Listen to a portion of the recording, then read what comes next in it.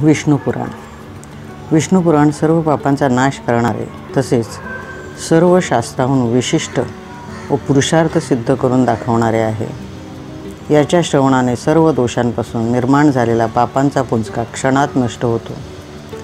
श्रीहरीचे एकदा स्मरण केले की मनुष्याच्या आदिभौतिक, आदिदैविक व आध्यात्मिक या तीनही प्रकारच्या पापांचा क्षय होतो. प्रपंचातील चिंता, भय यांचे नाश करणे व त्या व्यक्तीचे रक्षण करणे असे दुहेरी कार्य करणारे हे पुराण आहे.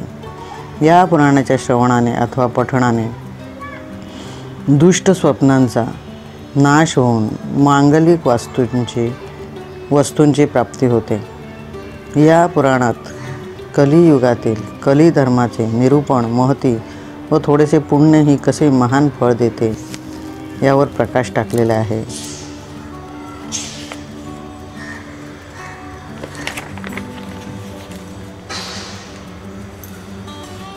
नमस्ते पुंडलिकाक्ष, नमस्ते पुरुषोत्तम, नमस्ते सर्व लोकात्म, नमस्ते तिमचक्रिणे, नमो ब्रह्मदेवाय गोब्राह्मण हिताय च, जगद्धिताय कृष्णाय गोविंदाय नमः. हे कमलनयना, आपणास नमस्कार असो. पुरुषोत्तमा, आपणास नमस्कार असो. सर्व लोकात्मना, आपणास नमस्कार असो. तीक्ष्ण चक्रधारी प्रभो, आपणास नमस्कार असो. आपणास वारंवार नमस्कार असो.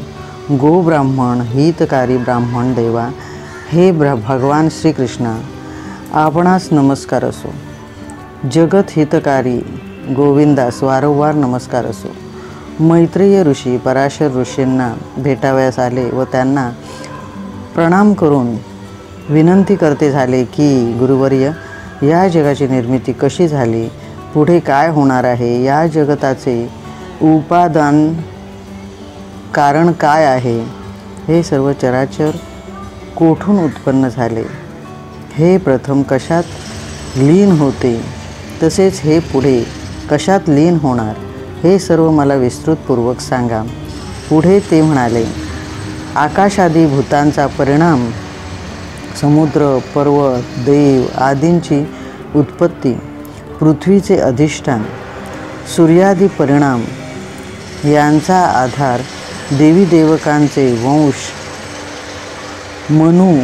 मन्वंतर, 4 युगात विभक्त कल्प, कल्पाचे विभाग, प्रलयाचे स्वरूप, युगधर्म, देवर्षी व राजर्षी यांचे चरित्र, श्री वेदव्यासांनी केलेले वेदांचं पृथक्करण, ब्राह्मण क्षत्रियादी 4 वर्ण, ब्रह्मचर्यादी आश्रम, त्यांचे धर्म इत्यादी सर्व आपण मला सांगावे. त्यावर पराशर ऋषी म्हणाले, धर्मपरायण मैत्रेया, हे सर्व प्रश्न विचारून आपण मला माझ्या प्राचीन प्रसंगाची स्मृती करून दिली. यासाठी मी आपला ऋणी आहे. कथा जुनी आहे. जेव्हा विश्वामित्राच्या प्रेरणेने राक्षसांनी माझा शक्ती यास राक्षसांनी खाल्ले तेव्हा मला खूप संताप आला व मी जन्मेजयाने जसा सर्पयज्ञ केला अगदी तसाच एक यज्ञ सुरू केला. ह्यात बरेचसे राक्षस जळून खाक झाले.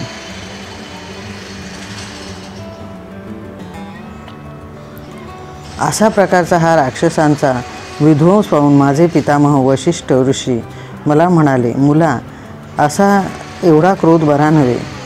तू आता हा क्रोध सोडून दे. यात राक्षसांचा काहीच दोष नाही.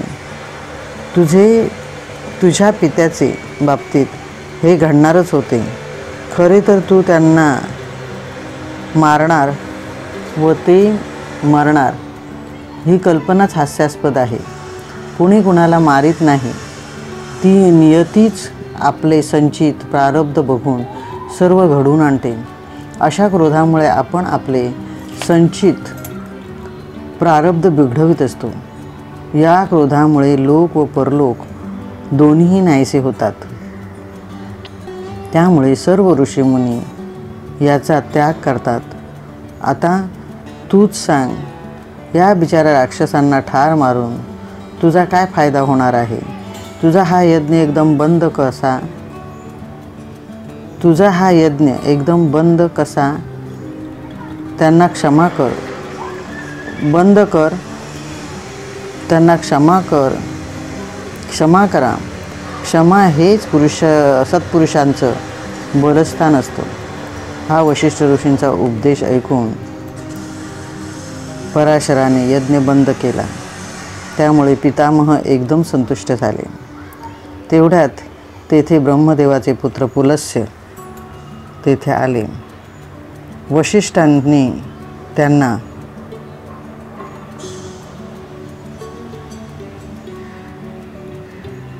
अर्ध दिला.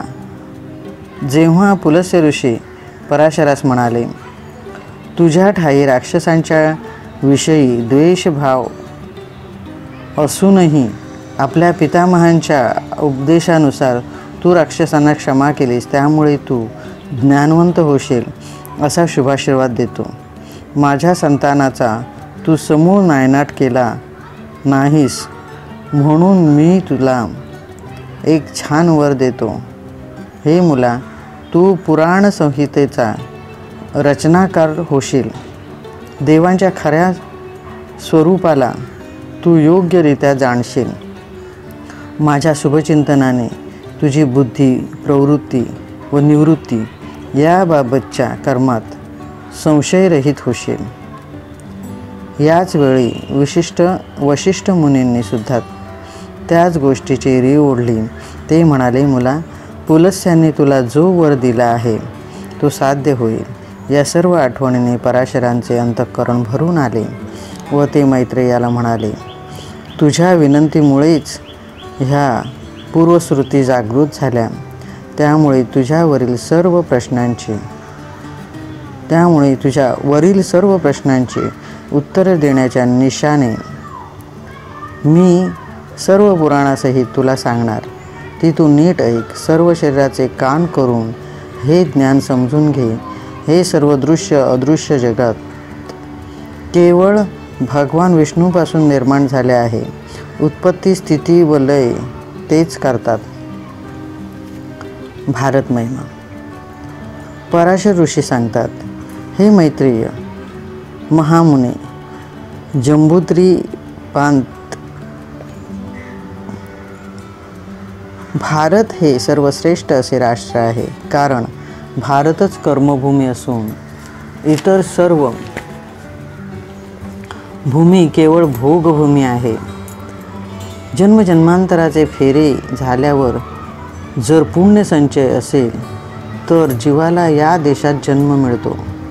ह्याच देशातील लोकांना स्वर्ग व मोक्षाची प्राप्ती होते. कारण येथील प्रजा ही अनासक्त असून सर्व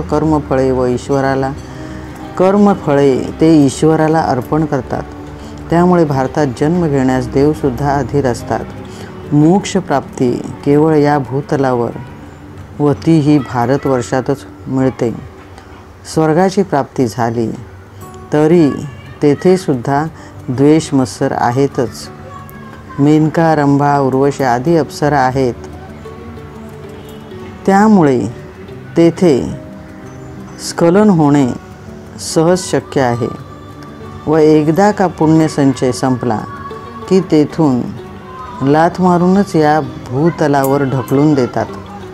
त्यामुळे तेथे स्खलन होणे सहज शक्य आहे व एकदा का पुण्यसंचय संपला की तेथून लाथ मारून या भूतलावर ढकलून देतात.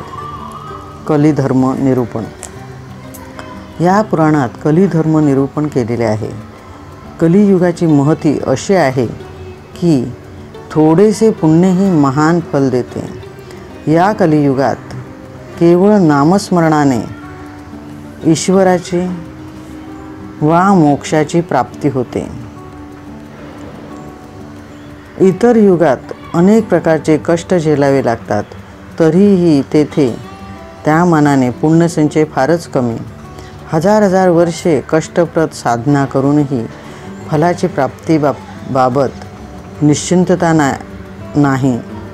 पण कलियुगात साधे सोपे भगवंताचे नामसंकीर्तन अगदी लीलया मोक्ष प्राप्ती करून देते. या कलियुगात मनुष्याची प्रवृत्ती वर्णधर्मास अनुकूल राहणार नाही.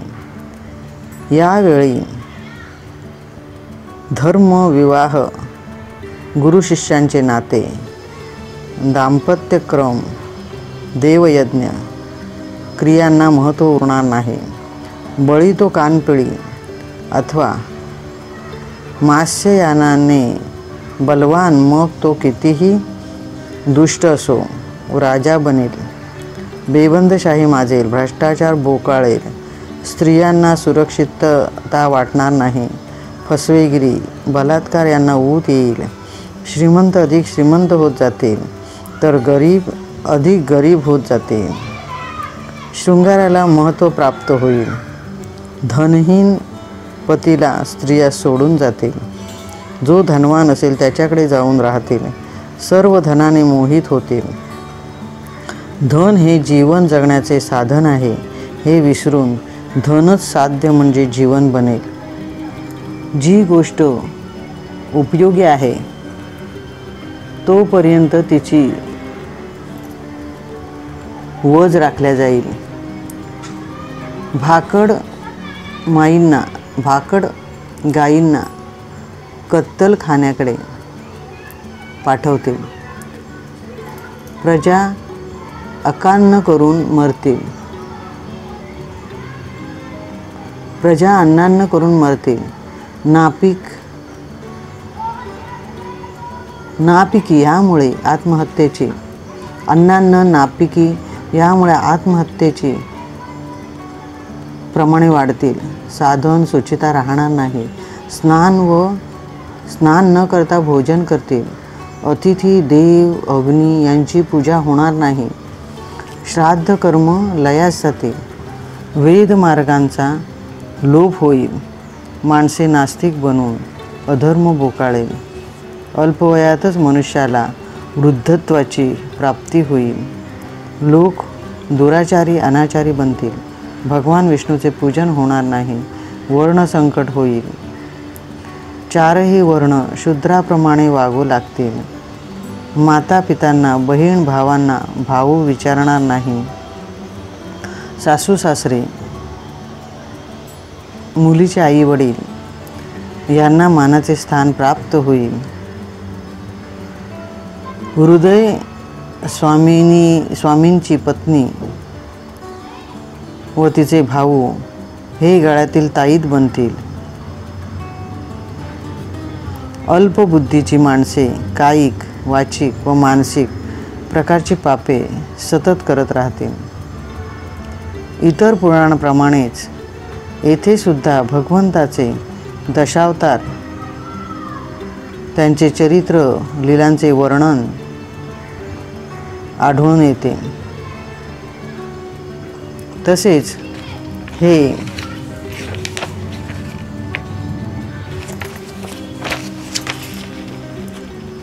विष्णू पुराण कथा, आख्याने, सृष्टीतत्व, आचार, धर्म, तत्वचिंतन, चर्चा यांनी समृद्ध आहे.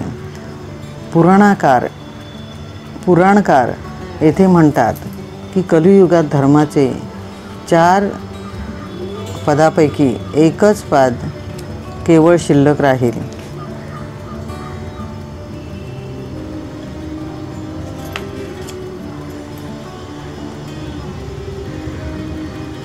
जन्मापासून मृत्यूपर्यंतचे त्याचे जीवन विविध तापाने झाकाळून निघेल. मनुष्य प्रपंचातच गुरफटून राहील. परमार्थाचा विचार करणारच नाही. स्वतःबद्दल कधीच विचार चिंतन करणार नाही. इतरांची चौकशी म्हणजे प्रपंच व स्वतःची चौकशी म्हणजे परमार्थ होय. प्रपंचाकरता ओव्हरटाईमची तयारी, परंतु परमार्थाकरता नो टाईम ही धारणा राहील. स्वतःची चौकशी म्हणजे मी कोण, कोठून आलो, कशाकरता, कुणी पाठवले मला इथे, माझा निर्मित कोण वगैरे याबाबत चिंतन म्हणजे परमार्थ. पण हे चिंतन कलियुगात लुप्त झाल्यासारखे आहे. अज्ञान अंधकारात चढपडणारा बापडा जीव विषय सुखातच रममाण राहील. एवढे तर विषय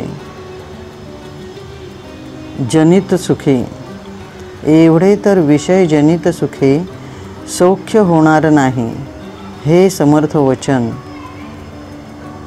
कुणीच विचारात घेणार नाही. सर्व सुखदायी मार्गाचा अवलंब करतील. चारुवाक या तत्ववेत्याचे तत्वज्ञान भाव खाऊन जाईल. चारुवाक हा भौतिकवादी तत्ववेत्ता होता. त्याच्या तत्वज्ञानाचं सार म्हणजे ऋण कृत्या धृत पावेत, याचा अर्थ कर्ज काढा पण तूप प्या. कारण त्याच्या दृष्टीने हा मनुष्य जन्म एकदाच मिळणार, तेव्हा ऐशारामात विलासी जीवन जगा. सर्वांचा मृत्यू अटळ आहे, त्यामुळे जिवंत असेपर्यंत सुखाने जगा. एकदा मृत्यूनंतर देहाचे भस्म झाले की तो पुन्हा परत येणे कसे शक्य आहे. म्हणून धर्म अर्थ काम मोक्ष यातील धर्म व मोक्षे निरर्थक पुरुषार्थ असून ते खोटे आहेत, तर काम व अर्थ हेच खरे पुरुषार्थ आहेत. इतर सर्व बनवाबनवी आहे. माणूस स्वाभाविकपणे सुखाची साधने जमवीत असतो व मैथुनात आसक्त असतो. त्यामुळे त्याचा स्वाभाविक कल हा चार्वाकच्या मताला अनुकूल आहे. धर्म ही पोटभरू धूर्त लोकांनी सामान्य लोकांवर लादलेली बंधने असून त्यातील व्रतवैकल्ये ही केवळ ब्राह्मणांचा चरितार्थ चालवण्यासाठी असतात. यावज्जीव सुखम जीवेन्नसित मृत्युगोचरा भस्मे मृतस्य देहस्थ पुनरागमनं कृतः. आजच्या पिढीचे आचारविचार पाहिले असता कलियुगाचा महिमा लक्षात येतो. हीच कलियुगातली परिस्थिती विष्णुपुराणात कथन केलेले आहे. परंतु कलियुगाची ही एक बाजू झाली, पण दुसरीसुद्धा एक तेजपुंज बाजू आहे. ती म्हणजे इतर युगात ध्यानधारणा, योग, यज्ञ, कर्मकांड इत्यादी अनेक साधना करून जे साध्य होत नाही, ते कलियुगात अगदी सोप्या अशा नामसंकीर्तनाने ज्ञानाची व मोक्षाची प्राप्ती होते. हा कलियुगाचाच महिमा आहे. असे हे विष्णुपुराण कथा, आख्याने, सृष्टीतत्व, आचार, धर्म, तत्वचर्चा यांनी समृद्ध आहे. हे विष्णुपुराण सर्व पापांचा नाश करणारे आहे. सर्व शास्त्राहून विशिष्ट व पुरुषार्थ सिद्ध करून दाखवणारे आहे. अनेक उत्तमोत्तम व भावगर्भ असा भगवंत स्तुतीने तसेच स्तोत्राने व पुराणाने वैष्णव धर्माची बांधणी केली आहे. या पुराणाच्या श्रवणानेच सर्व दोषांपासून निर्माण झालेल्या पापांचा पुंजका नष्ट होतो. जो भगवान श्रीहरी यांचेही कीर्तन या पुराणात आलेले आहे, त्यांचे एकदा स्मरण केले की मनुष्याच्या आदिभौतिक, आदिदैविक, आध्यात्मिक अशा तिन्ही प्रकारच्या पापांचा नाश होतो. अश्वमेध यज्ञात अवभूत स्नान केल्याने हे फळ मिळते. तेच फळ मनुष्यास हे पुराण ऐकून मिळते. तसेच ज्येष्ठ शुद्ध द्वादशीच्या दिवशी मथुरेत यमुनेत स्नान करून भगवान श्रीकृष्णाचे दर्शन घेऊन जे फल प्राप्त होते, तेच फल भगवान श्रीकृष्णाच्या ठाई चित्त अर्पण करून या पुराणाचा एक अध्याय जरी सावधानपूर्वक वाचला तरी मिळते. याचप्रमाणे यमुना जलात स्नान करून भगवंताचे पूजन केले व पितृगणास पिंड देऊन तर्पण केले तर जेवढे पुण्य प्राप्त होते तेवढेच पुण्य केवळ या विष्णू पुराणाच्या केवळ एकच अध्याय श्रवण केल्याने प्राप्त होते. प्रपंचातील चिंता भय यांचा नाश करून त्यांचे रक्षण करणारे अतिशय फलदायी असे हे पुराण आहे.